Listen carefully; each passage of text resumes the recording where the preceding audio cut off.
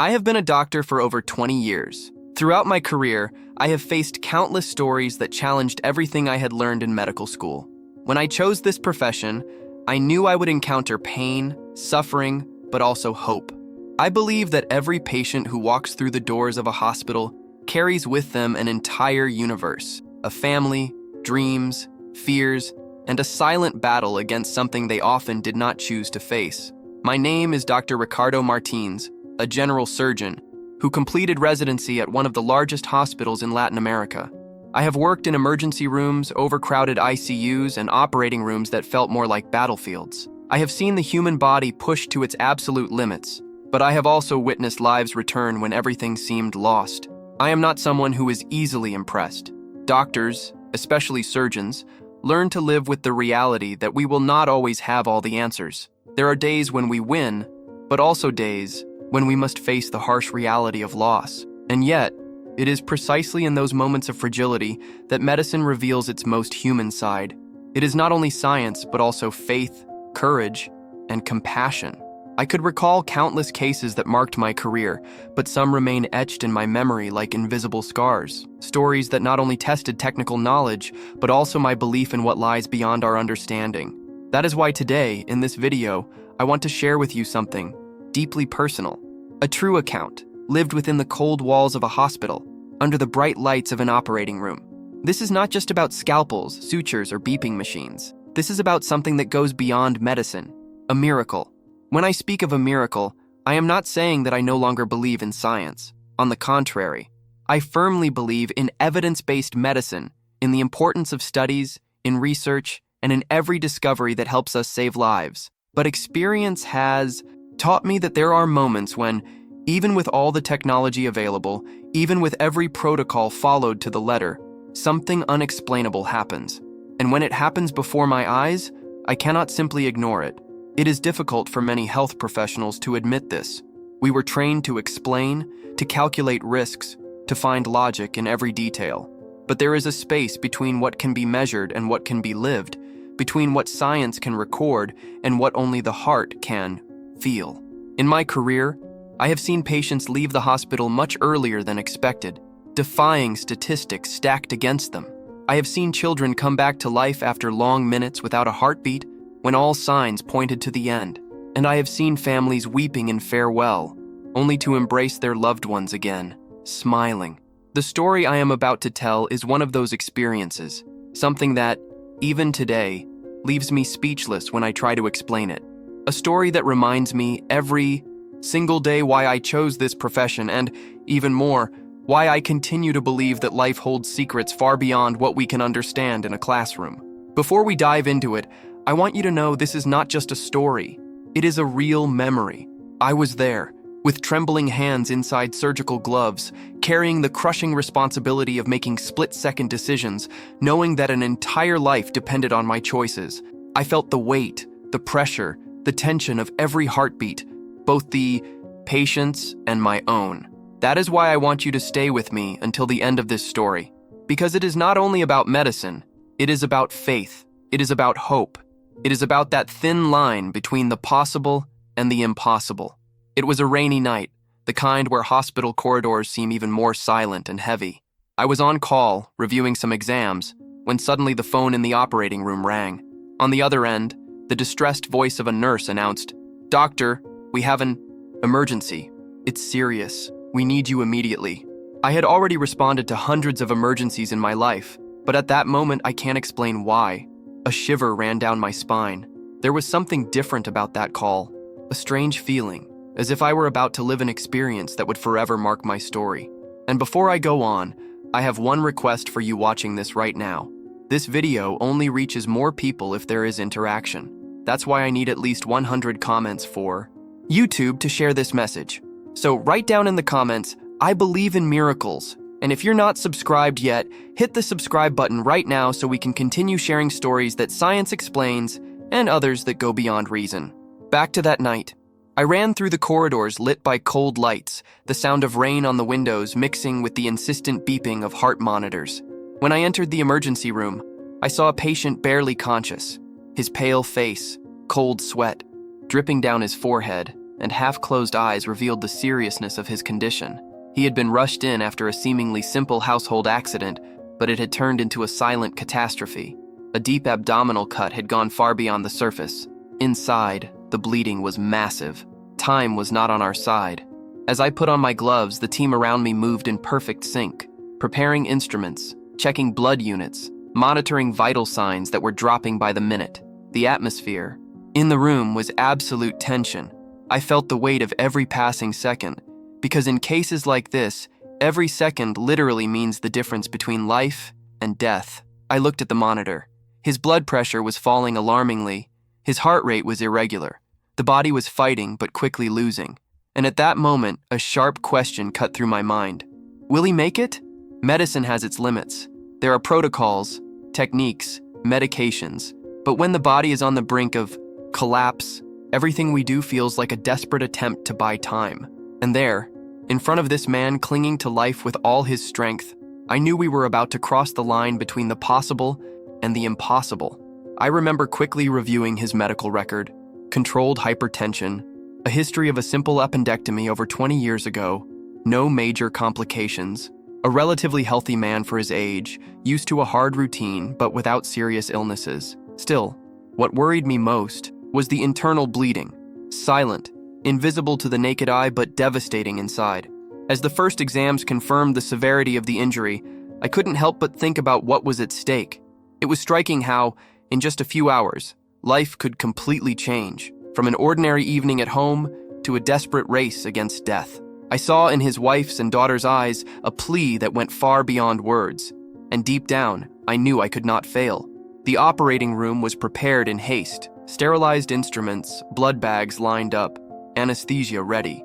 The sound of hurried footsteps echoed in the corridors, each professional taking their place as if on a battlefield. The tension was palpable. At that moment, as Antonio was wheeled into surgery, I felt the weight of a truth that always hangs over us but is rarely spoken aloud. Medicine is powerful, but it is not absolute. And I was about to find out just how far it could go that night. The operating room was ready.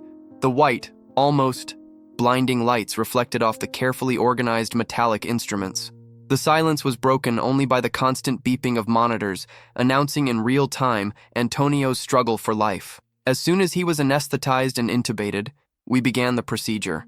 From the very first moments, the gravity of the situation became clear. What looked like a simple cut had torn through deep vessels, and as I opened the abdominal cavity, a wave of blood quickly spread across the surgical field. The hemorrhage was massive, far greater than any of us expected. "Sponges, quickly!" I ordered, as the team moved with precision. My heart was racing, but my hands had to remain steady.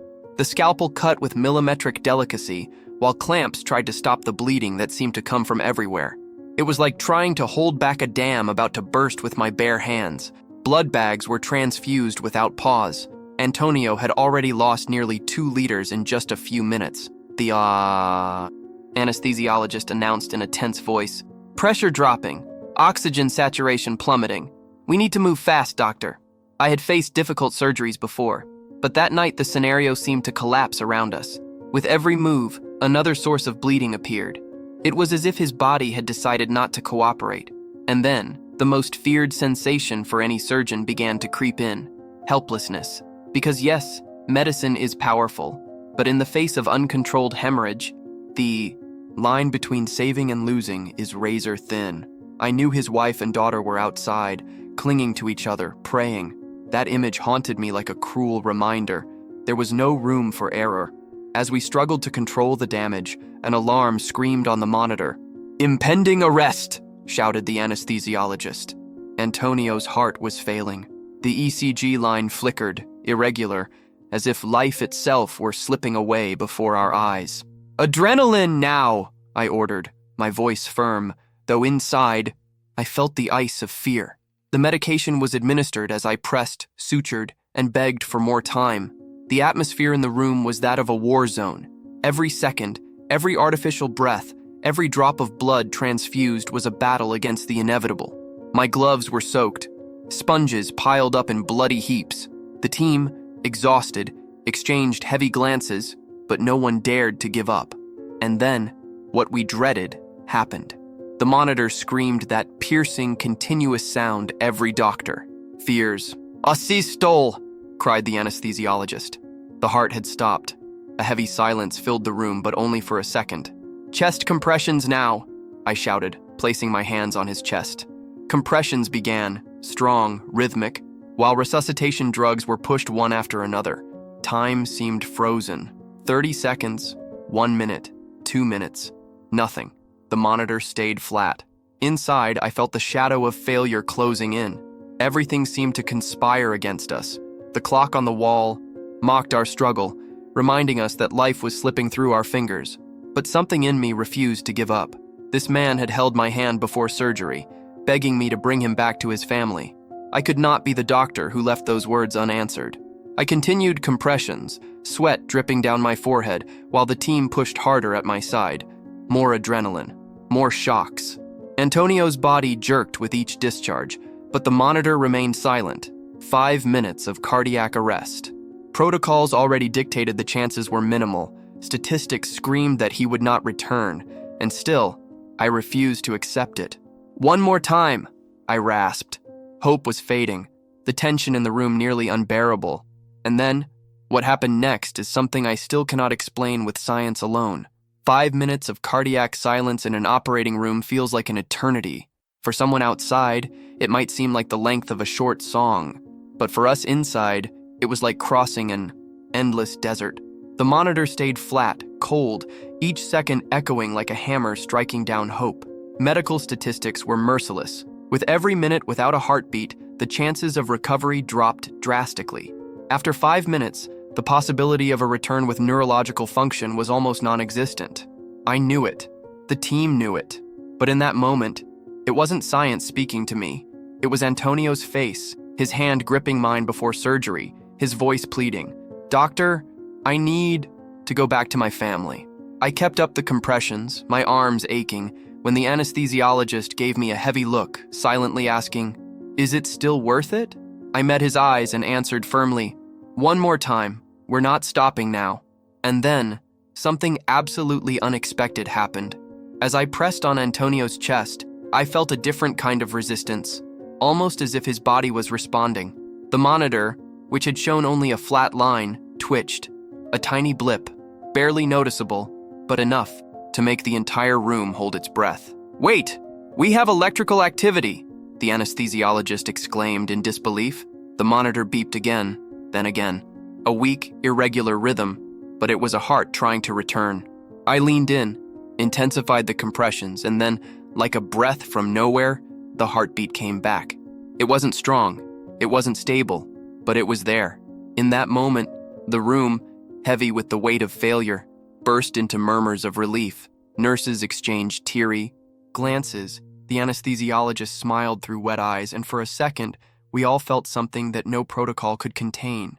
Antonio's heart, which had been silent long enough to be declared gone, was beating again. But it wasn't just that.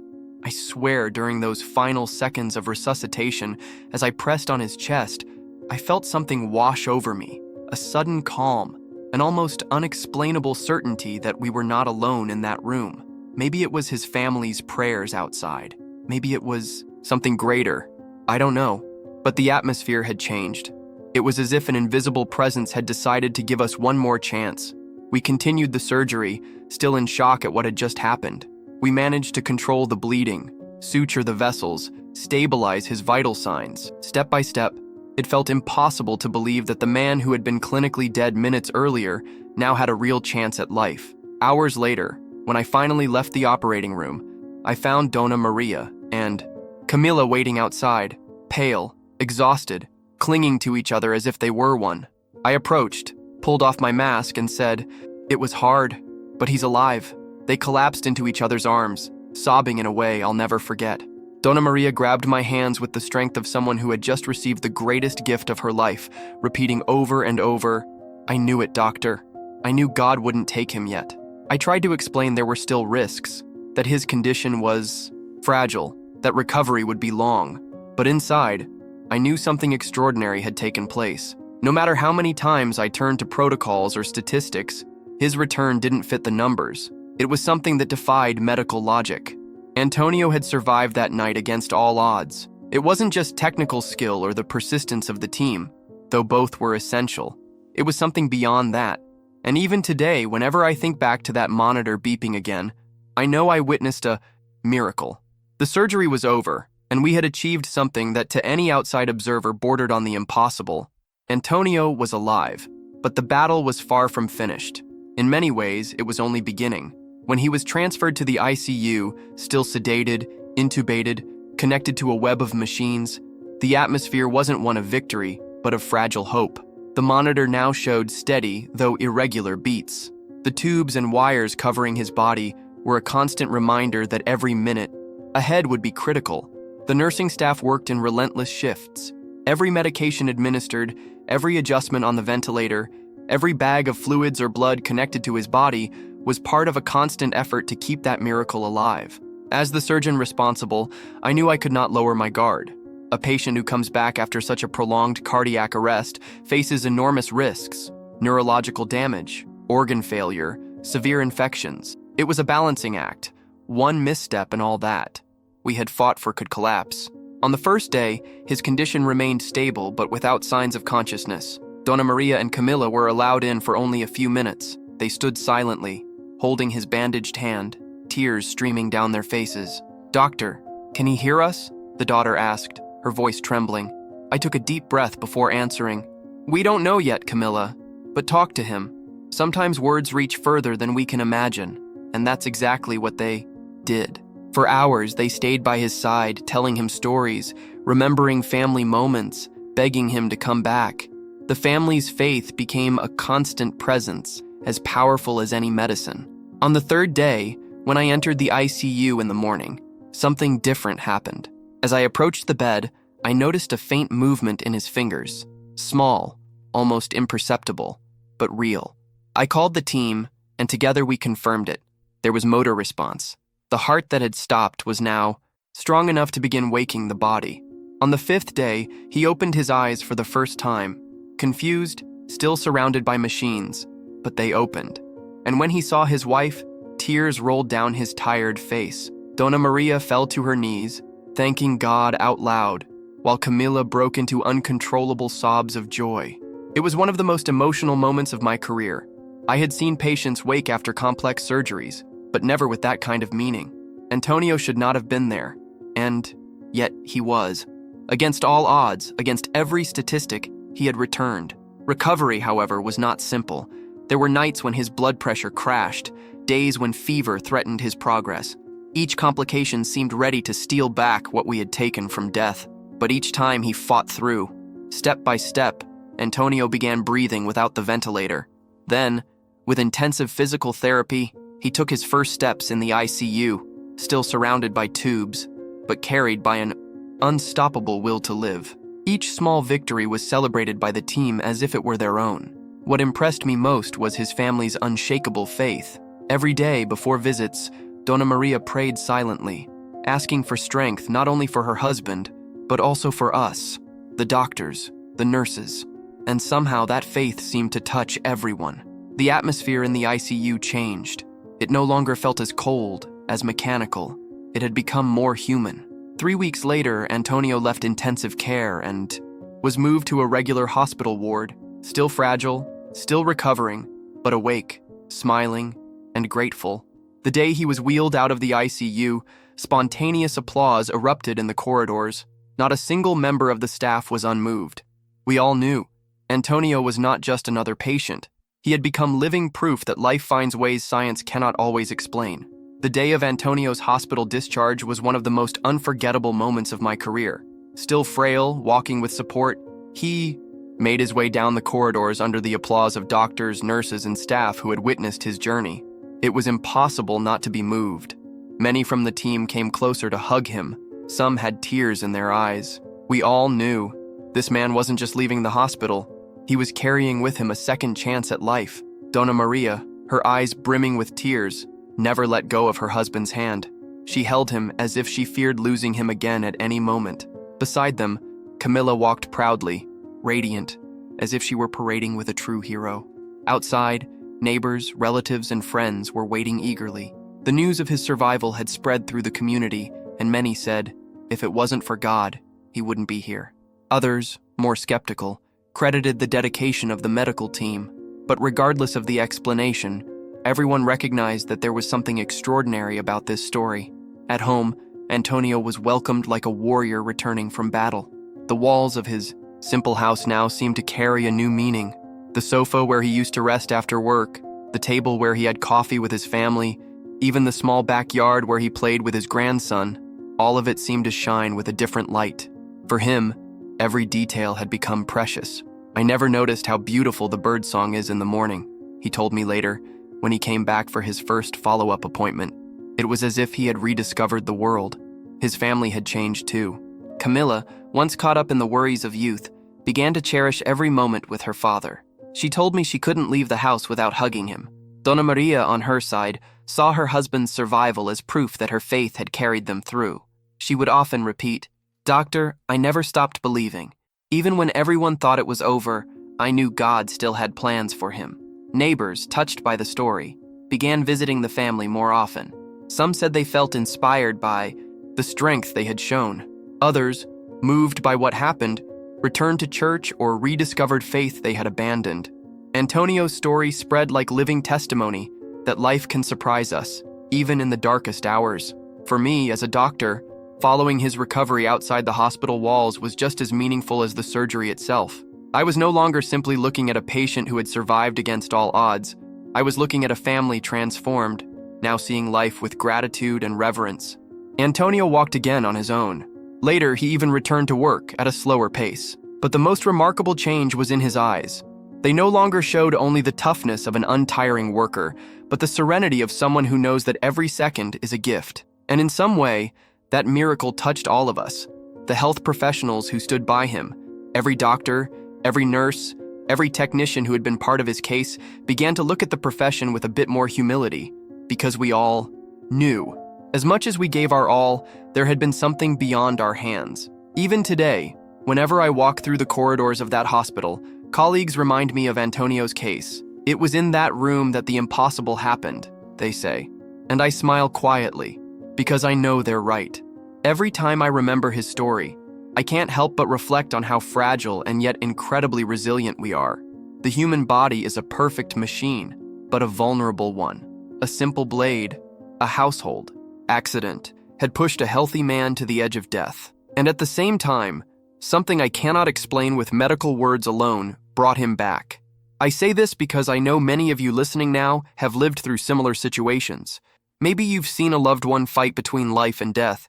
Maybe you've received a diagnosis that sounded like a sentence. Or maybe you've heard a doctor say, "There's nothing more we can do." And yet, something happened. A sudden improvement. An unexpected, recovery. A new beginning. It's in those moments that the line between science and faith becomes so thin, it's almost impossible to see where one ends and the other begins. I deeply believe in medicine, and I dedicate myself to it every day. But I have also learned we must have the humility to recognize we are not in control of everything. Antonio taught me this in a way no book or conference ever could. He showed me that the faith of a family can fuel the will to live, that love can be as powerful as any treatment, that there are invisible, mysterious forces at work when everything seems lost. And listen, I am not saying that miracles replace science, quite the opposite. It was the surgery, the transfusions, the medication, the persistence of the team that made space for the miracle to happen. But what amazes me is that even when we reach the limit of technique, there is still something beyond. When I left the operating room that night, after hours of tension, I was exhausted. But at the same time, I felt a peace I cannot describe. I knew I had witnessed something rare, not just the victory of medicine, but the victory of life over death. And that's the message I want to leave you with. Never lose hope. Even when everything seems lost, even when the numbers say there's no way out, life can surprise you. Faith, persistence, love, all of these can open doors science alone cannot. If you are going through a hard moment, remember Antonio's story. Remember that the impossible can happen, that a heart can beat again after falling silent, that a man can return home after being considered statistically gone. I am still a doctor. I still believe in the importance of every test, every surgical technique, every well-prescribed medication.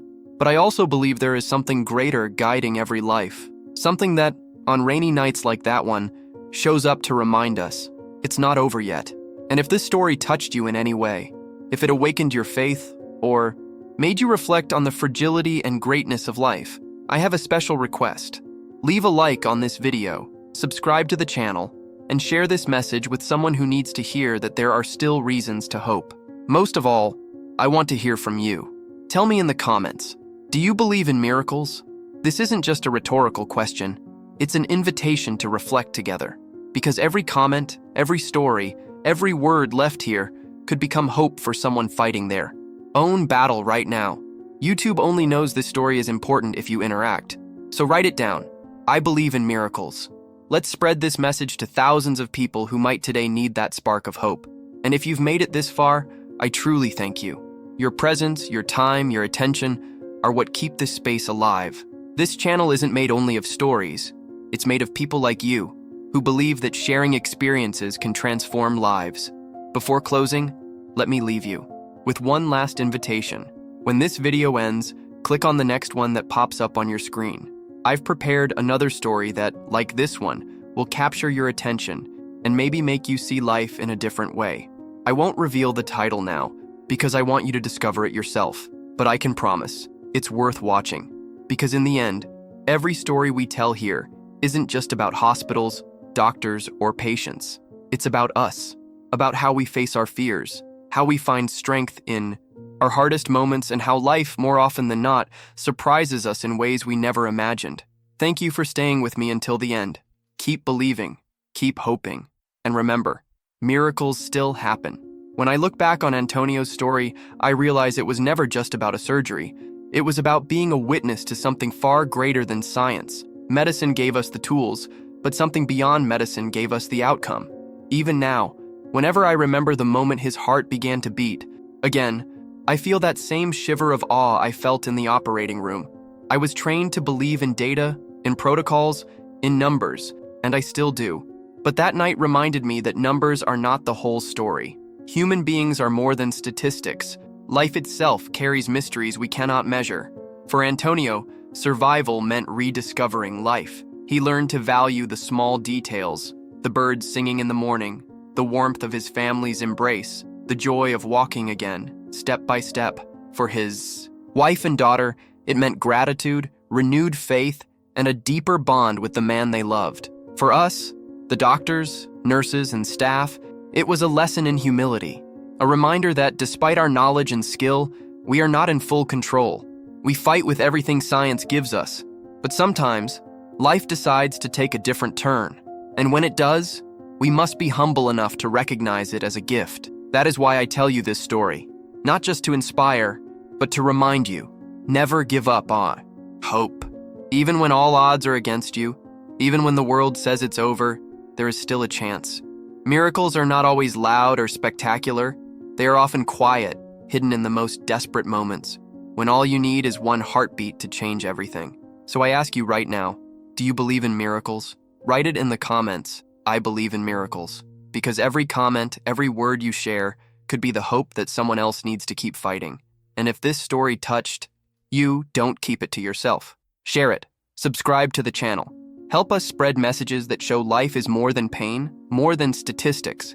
It is a mystery, and sometimes it is a miracle. When this video ends, click on the next one that appears on your screen. I've prepared another story that, like this one, might change the way you see life. I won't reveal the title. You'll have to see it for yourself. But I promise, it's worth it.